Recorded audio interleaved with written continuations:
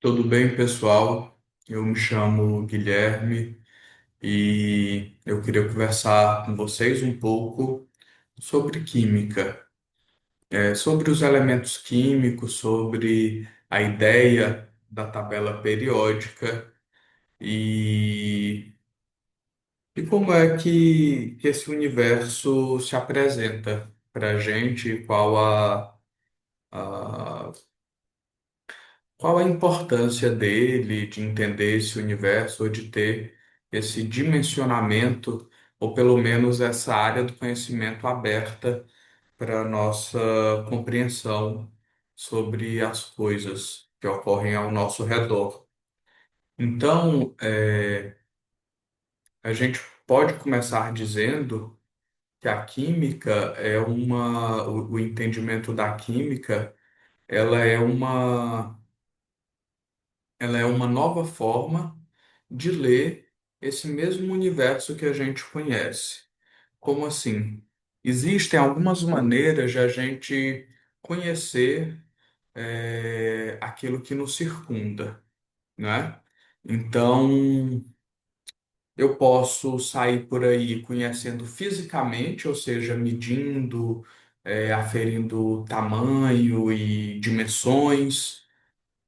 Eu posso conhecer, sei lá, mapeando algo, né? Sair desenhando, fazendo isso. E a química, ela descortina uma nova maneira de a gente entender esse mundo que nos rodeia, que é uma forma de conhecer a matéria, como, do que ela é constituída, como ela se comporta. E o mais interessante, né? O que que a gente pode fazer com ela? Porque essa mistura do que é possível, do que pode ser feito, do que não pode ser feito, se eu misturar água com óleo quente dá errado, né? Isso alguém experimentou, alguém em algum momento verificou isso e foi lá e alertou os outros, diz, olha, não faça isso, isso é perigoso. E assim sucessivamente, por exemplo, se eu for usar muita água sanitária para fazer uma limpeza de qualquer lugar, e se eu ficar lá respirando aquele gás, eu vou me intoxicar, eu vou passar mal, posso desmaiar, dependendo da quantidade, posso talvez inclusive morrer. Então a gente precisa ter esses tipos de conhecimento, porque as pessoas foram testando, experimentando e também foram pensando sobre os testes e sobre as combinações possíveis, e aí nós conquistamos uma possibilidade maior de trabalhar a matéria. Ou seja, eu sei que eu posso misturar A com B que vai dar C, ou eu misturar A, B, C, D e E vai dar G. Então, isso são possibilidades que nos habilitam a lidar melhor com o mundo que a gente vive, com as intempéries, né? Permite que hoje eu tenha acesso a uma quantidade de materiais que há 20 anos, 30 anos atrás era impensável, assim. Hoje realmente a gente tem dominado isso com cada vez mais propriedade e cada vez melhor. Eu acho que todo mundo, sei lá, não sei se não consigo falar por todo mundo, mas me parece que isso é uma constatação assim tranquila de ser feita. E se não for, também não importa, porque o que importa é se a gente for fazer uma determinada análise de algo que esteja sob o julgo da análise científica, ela tem que ser testada e demonstrada sempre, né? Então, se a percepção, por exemplo, da população é ou não de que nós temos mais ou menos materiais disponíveis para a nossa utilização, isso não está em jogo aqui nessa discussão. Nós não vamos discutir sobre isso, a não ser como uma hipótese que pode futuramente ser verificada, mas não como o tema daquilo que eu gostaria que a gente conversasse. Como é uma primeira conversa, uma conversa inicial, eu pensei de a gente falar sobre os elementos químicos E talvez, se der tempo, a gente conversar um pouco também sobre a tabela periódica. E eu queria propor uma forma assim de a gente ir conversando, às vezes eu compartilhar a tela, ver como eu pesquiso, como e onde eu costumo ler, às vezes sobre essas coisas, e por aí vai. Antes de a gente começar, eu estava lendo aqui um livro de Augusto dos Anjos, foi atrás desse livro, Eu e Outras Poesias. Tem uma poesia dele fantástica aqui no início. O nome da poesia é Agonia de um Filósofo. Ele, ele não é uma pessoa muito otimista, mas ele é um cara extremamente visionário. E esse texto, particularmente, é lindo. Eu queria fazer a abertura com esse texto, Agonia de um Filósofo, de Augusto dos Anjos. Eu vou ler para a gente. Consulto o Ptah Hotep, leio o obsoleto Rig Veda e, ante tais obras, não me consolo. O inconsciente me assombra e eu nele tolo com a cólica fúria do armatã inquieto. Assisto agora à morte de um inseto.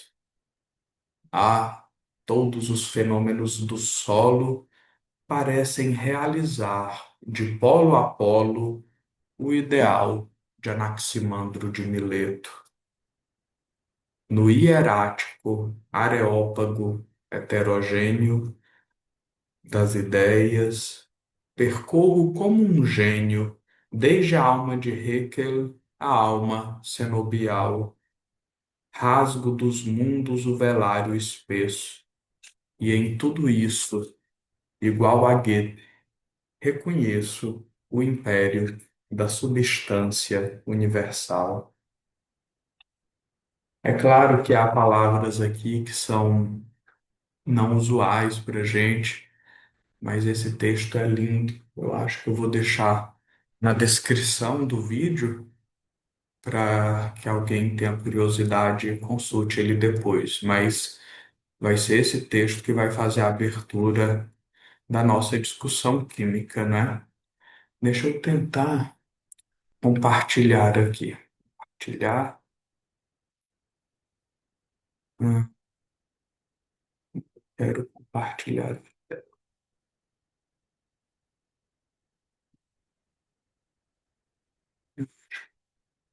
Pronto. Isso, perfeito. E aí eu vou fazer assim. Pronto. Cadê? Aqui. Você está compartilhando. Ótimo. Pronto. Eu vou compartilhar essa tela para a gente poder conversar devagarinho. Olha só. Aqui a gente vai botar table periodic table.com.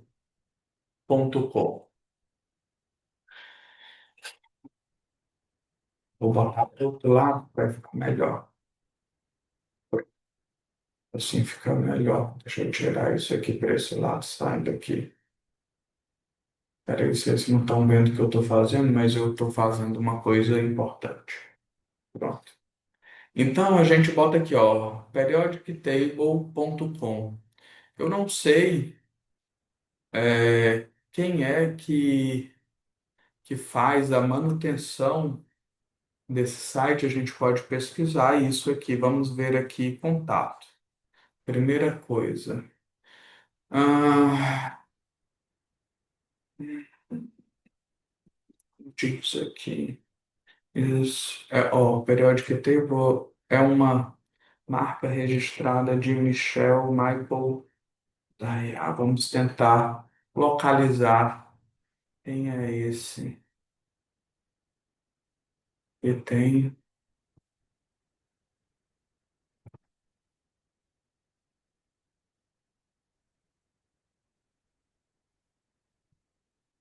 Bom, e aqui vocês vão tentando rastrear a origem, mas nós não vamos, por enquanto, nos preocupar com isso. Se a gente quiser ver uma tabela, ó, UPAC.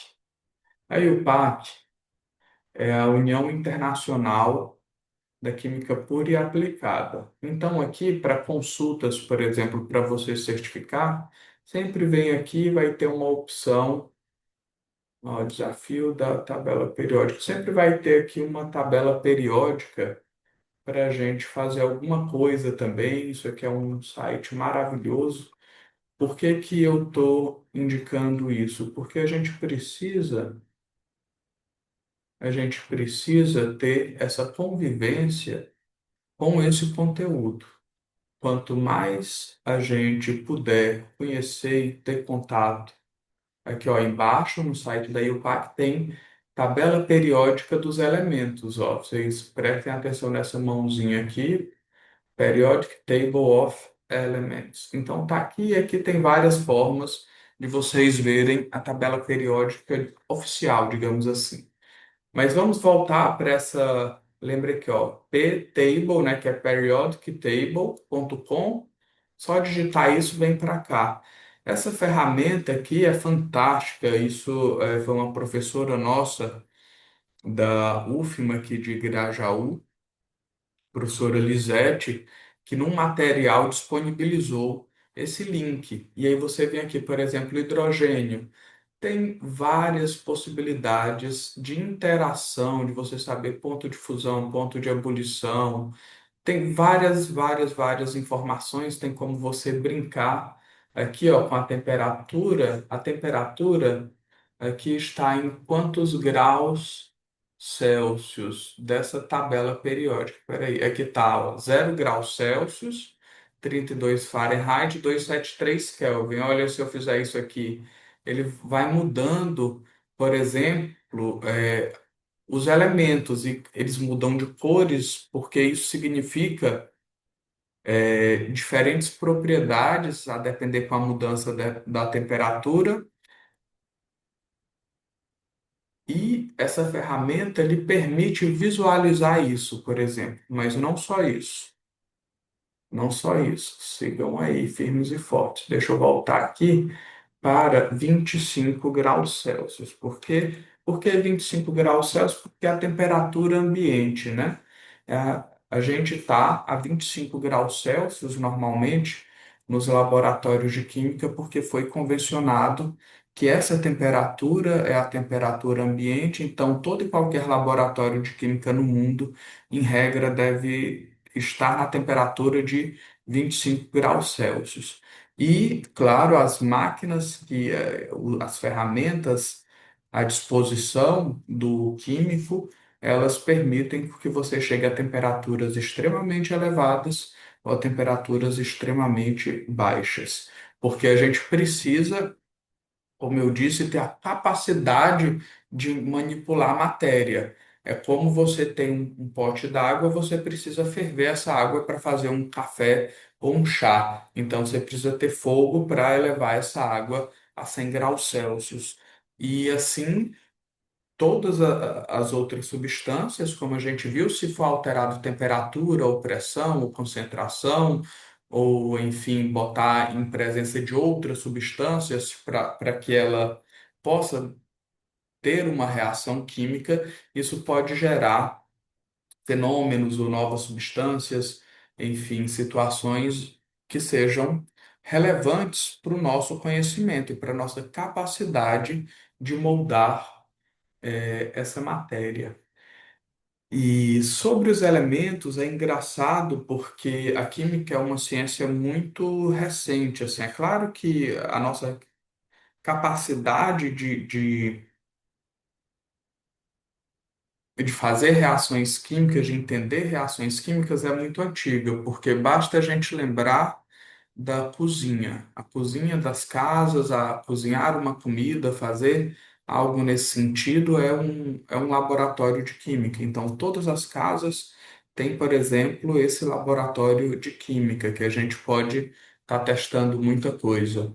Mas eu digo, com essa compreensão do modelo atômico, isso é muito recente na história humana, e isso desbloqueou vários acessos de vários cientistas a entendimentos que hoje nos proporcionam determinadas conquistas civilizatórias, e esses conhecimentos devem ser preservados e devem ser transmitidos para gerações futuras. É para isso que serve todo esse compêndio científico que a gente precisa fazer, seja da física, seja da química, seja da engenharia, seja da matemática, da música, do que for. A gente precisa fazer essa transmissão daquilo que é essencial, daquilo que é mais importante. Então, o modelo atômico, na formulação moderna, apesar de ser muito recente, as ideações sobre o átomo, por exemplo, elas são muito antigas. E a gente lembra imediatamente de Leucipo e Demócrito, que são filósofos pré-socráticos da Grécia Antiga, que de lá vem o nome átomo, que é aquilo que não pode ser dividido. Eu acho que todos vocês sabem essa história, mais ou menos como funciona, e essa foi a ideia central. Mas depois de um certo tempo, tem um russo chamado Mendeleev, ele, na época dele, já se tinha os elementos químicos de uma maneira mais conhecida e ele colocava sobre uma mesa os cards desses elementos químicos e ficava dialogando com eles. Tudo com a ideia de bolar isso que a gente chama hoje de tabela periódica, que vocês estão olhando aí, eu espero. Mas isso não foi assim isso deu muito trabalho, porque a gente nasceu e isso estava pronto, né? E a gente olha, poxa, que legal, sempre teve isso no começo, a gente não gosta, na verdade, disso. Aí a gente entende que tem depois alguns elementos ou substâncias que a gente vai tendo mais conhecimento, por exemplo, o oxigênio, está aqui, ó, na tabela, o oxigênio.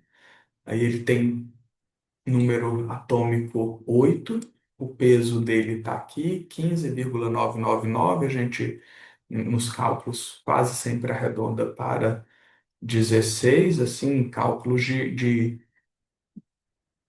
na verdade, nunca se deve arredondar. Isso é um erro. Então a gente não arredonda, é isso aqui mesmo.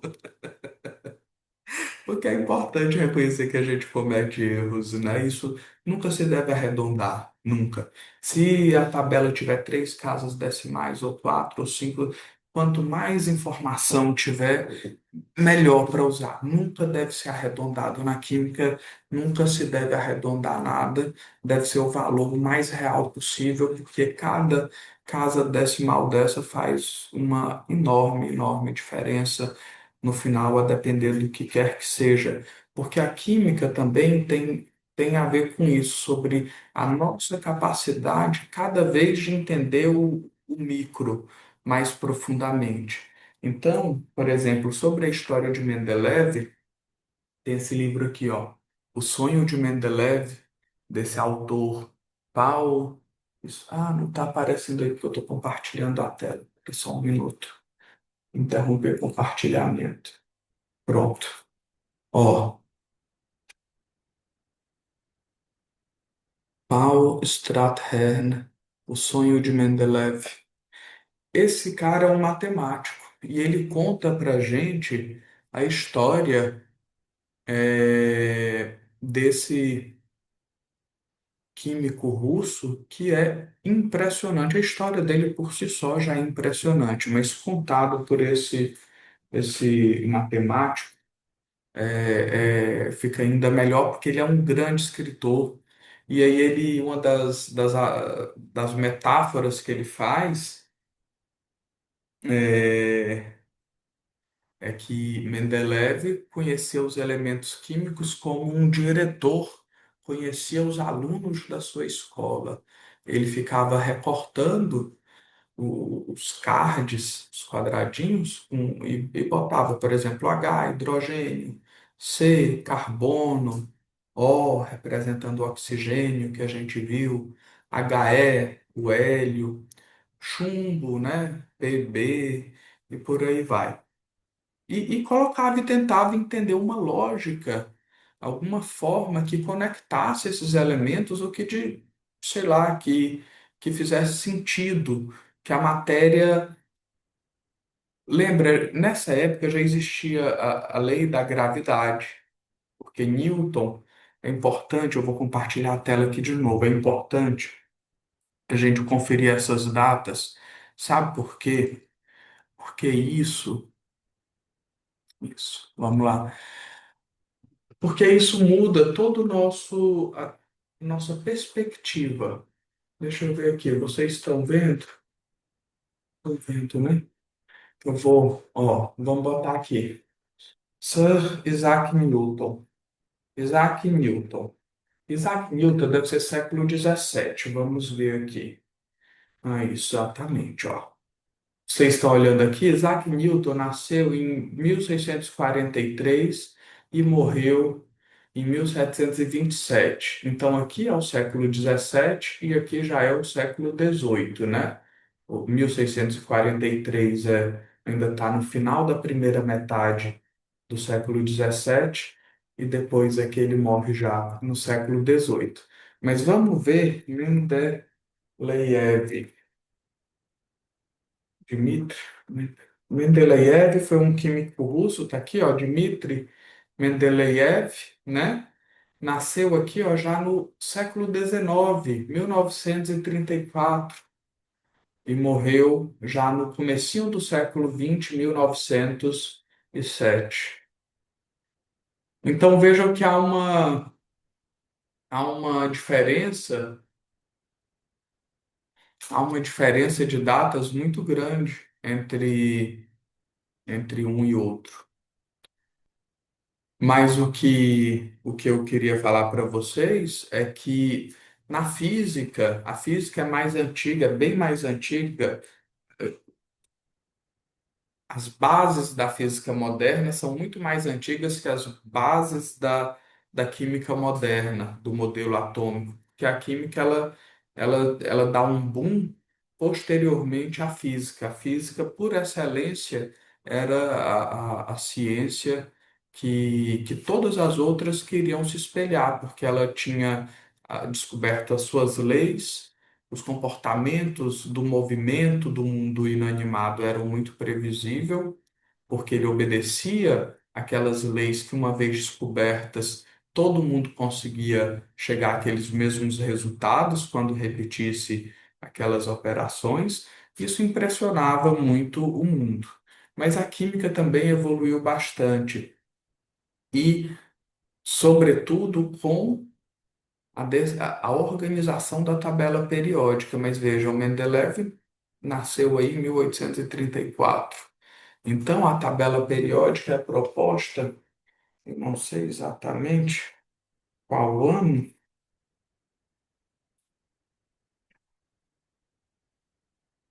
mas deve ter sido, vamos fazer essa prática, em 1869.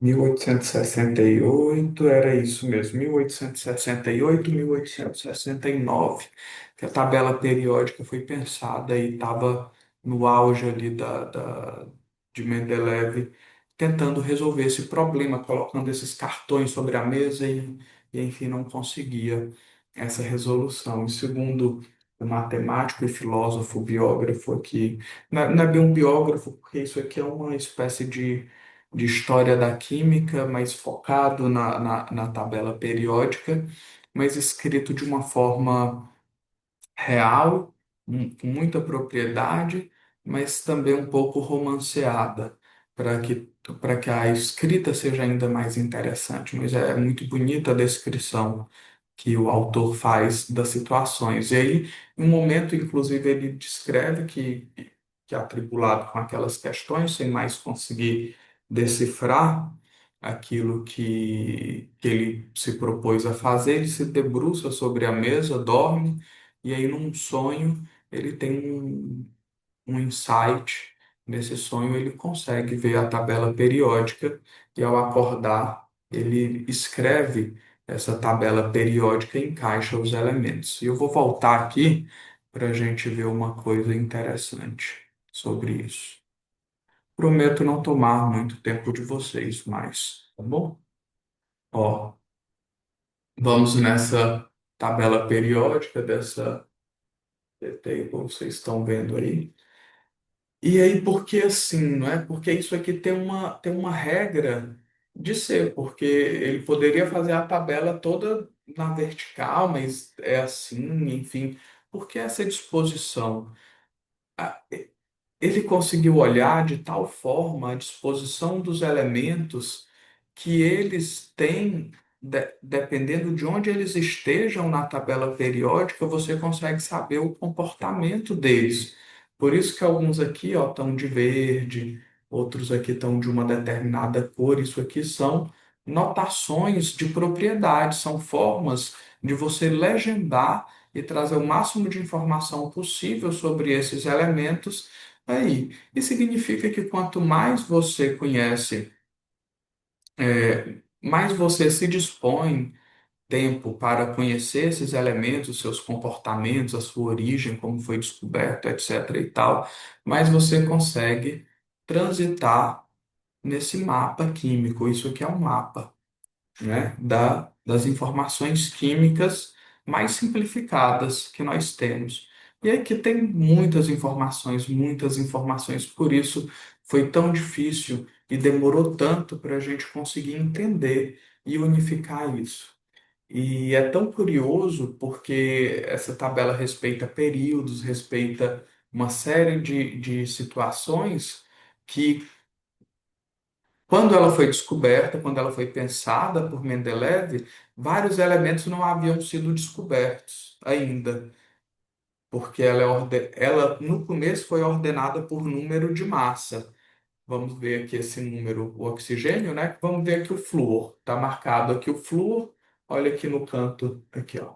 Aí flúor número 9 é o número atômico. E aqui embaixo é a massa, 18,998. Então, quando ela foi pensada por Mendeleev, ela foi organizada por número de massa. Só depois que ela foi corrigida, em alguns momentos aperfeiçoados, aí ao final ela foi corrigida pelo número atômico, que é o número de prótons, e não o número de massa. Mas isso tem ligação também com a nossa capacidade de averiguar o microcosmo, porque a capacidade humana de enxergar o micro, o nano, né, e assim sucessivamente, ela foi se aperfeiçoando com o tempo e com a tecnologia que foi liberada a partir desses conhecimentos pretéritos que nós conquistamos e conservamos. Então, nós estamos num momento que precisamos conservar esse conhecimento pretérito e aprofundar essa viagem ao universo do muito pequeno. E aí ela foi pensada pela massa, porque é claro que num átomo que já é muito pequeno e muito difícil de ser mensurado, a massa é bem maior e bem mais fácil de mensurar do que o número de prótons, porque se a gente pensar que um. Deixa eu ver se eu consigo pesquisar isso aqui rapidamente. Vamos perguntar para a IA, não é? É, Vamos perguntar proporção do tamanho do átomo para o tamanho do elétron e do núcleo do próton. Vamos botar uma perguntinha para IA entrar em ação. É escala. Vamos ver aqui, ó, a proporção. Meu Deus, é muita coisa. Não pode ser isso, é muita coisa.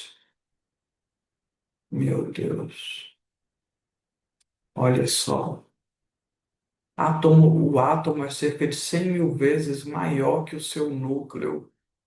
Se o núcleo fosse do tamanho de uma ervilha no centro de um estádio do futebol, o átomo se estenderia até a periferia do estádio. E o pior que é isso mesmo. Agora a gente tem que ver uma forma de validar essa informação. Como é que eu vou perguntar isso aqui? Você consegue me apresentar uma fonte segura? Vamos ver. Mundo Educação é uma fonte segura e a gente vai ver em vários o que determina o tamanho do átomo, as proporções, que legal. Enfim, aqui são 100 mil vezes menor. Então, vamos levar essa informação como verdadeira para essa aula, mas que, claro, a gente tem que confirmar. Mas vamos admitir que ela esteja correta. O elétron, em relação ao núcleo, é 100 mil vezes menor.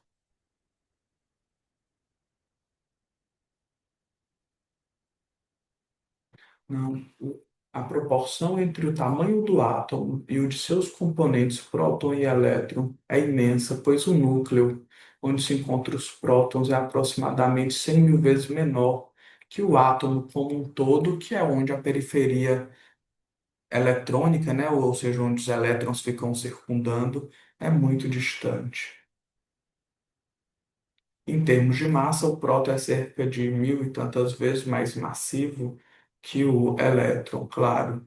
Todo o peso está no núcleo. Mas aí vocês perguntam, "Ah, mas se o peso está no núcleo, então tanto faz se eu sei a massa. Se o peso não, a massa, né? Se a massa está no núcleo, então eu sei a massa, eu sei o número de prótons. Mas a gente tem que. O átomo já é muito pequeno, o núcleo está lá muito, muito, muito, muito dentro, e a gente ainda tem que recortar a diferença entre o que é próton e o que é nêutron para definir o número atômico. Então você tem que ter realmente uma capacidade de penetração no núcleo que está, como a gente viu, a uma distância absurda do elétron. Quando a gente olha o elétron, a gente não está olhando, então, nada a não ser uma casquinha muito externa do átomo. Isso é interessante para a gente entender como a ciência evolui, como que os entendimentos humanos evoluem e como que nós somos dependentes da tradição de conhecimento e como é importante demais a transmissão desse conhecimento para as gerações futuras. E é basicamente só assim que se consegue construir um conhecimento realmente consolidado e útil para todas as pessoas. Então é isso que eu queria falar, conversar um pouco sobre a tabela periódica, sobre isso. Ah, sim, eu estava falando e esqueci de concluir o raciocínio, que quando Mendeleev descobriu a tabela periódica e tinha vários elementos lá que ainda não haviam sido descobertos, mas que eram ordenados por massa. Então, por exemplo, tinha um que pesava 52, outro 53, aí não tinha um 54, mas tinha um que pesava 55. Aí o 54 ficava lá uma lacuna, mas antes de se descobrir o elemento, você sabia exatamente a propriedade que esse elemento ia apresentar, como que ele ia se comportar na natureza. Olha só, porque ele estava enquadrado ele já estava previsto para se comportar daquela forma, porque ele preencheria aquele espaço da tabela periódica. Então, assim, há uma infinidade de possibilidades para a gente conhecer na química, e esse vídeo é tão somente um convite para que as pessoas deem mais atenção no seu dia a dia para o universo da matéria. É isso, pessoal. Grande abraço e eu vou interromper o compartilhamento e eu vou interromper a gravação aqui. Até mais.